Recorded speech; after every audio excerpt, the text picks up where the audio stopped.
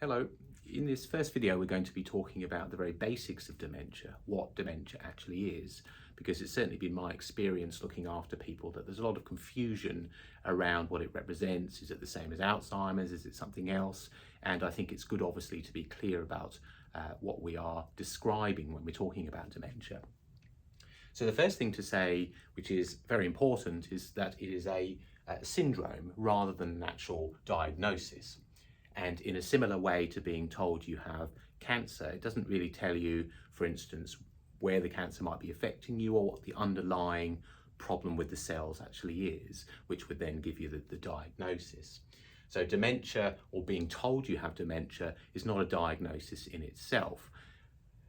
Generally speaking, there are 5, I suppose, broad or big categories of dementia. But there are in fact probably more than 100 different causes, and there may be others that we don't know about. But there can be multiple causes that actually result in dementia. Now, the most common of these, and something I'm sure you've heard about, is Alzheimer's disease. And this probably accounts for about 2/3 of cases of late onset dementia being nominally after the age of 65 when you have its onset. So Alzheimer's is certainly the most common type of dementia.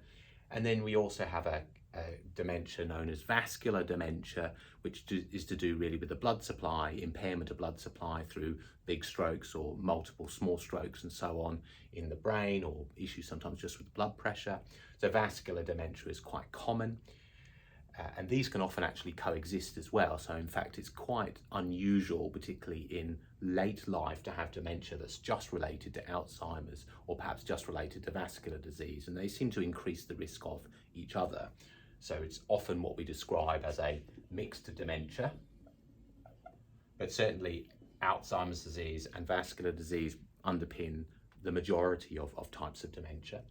Then we have this condition called FTD, or frontotemporal dementia, which relates to the frontal lobe and the temporal lobe of the brain and presents with different symptoms that I'll come on to in another video. Then we have another condition called Lewy body dementia, and something that's very similar because the underlying proteins causing the disease are the same, is Parkinson's disease dementia. And then we have dementia related to excessive alcohol use, and we certainly know that unfortunately drinking too much over an extended period of time can lead to a syndrome of dementia.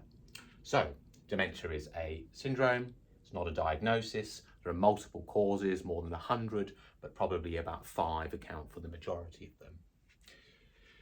Now, the major issue in dementia, or really the hallmark feature or its definition, is based on the fact that there is this deficit in cognition.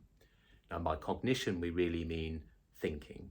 And thinking in the context of dementia mostly makes people think about memory function, and that's a reasonable thought. Certainly, memory is probably the most common cognitive skill to deteriorate in the context of dementia, but it isn't the only one. And in fact, sometimes memory is not affected at all, at least early on, and it may be one of these other cognitive skills that becomes impaired.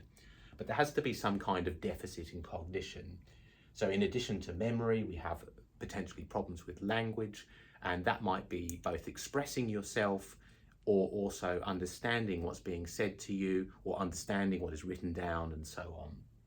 Then we can have problems of issues with attention and concentration. So attending to something is the ability to, I suppose, register and notice what's going on in the environment around you. Concentration is the ability to focus on it for a more extended period of time. We have visuospatial skill disturbance, and that can be another cognitive symptom that can go awry in dementia. So that's the ability to know where you are in relation to other things in your physical environment.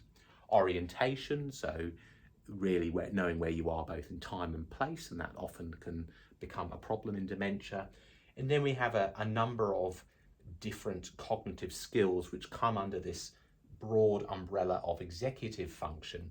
And this can include many things, but it's really what we call our higher order cognitive skills, and often really what separates us from many other species.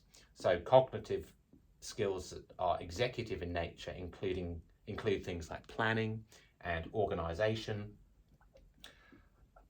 and the ability to inhibit impulses,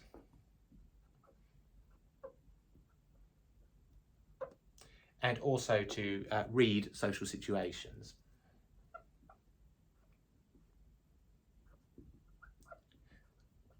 And to be able to respond to them in an appropriate manner.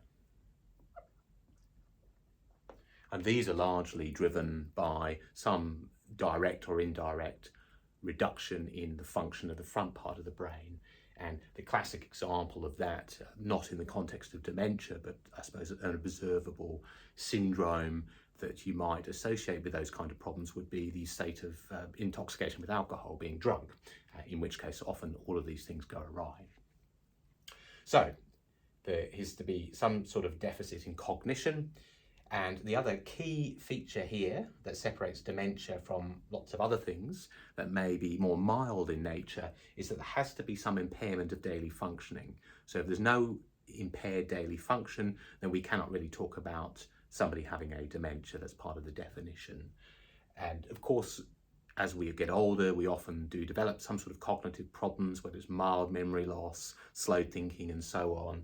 But we can get on with things. We can manage to do what we need to do every day to function.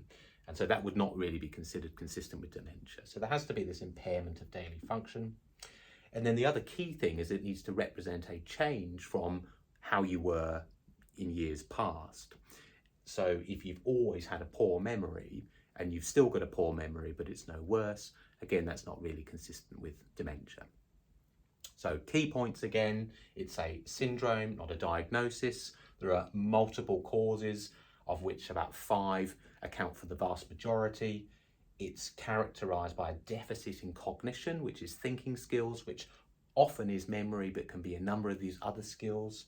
It must cause impairment of daily function, and it represents a change from a previous level of function.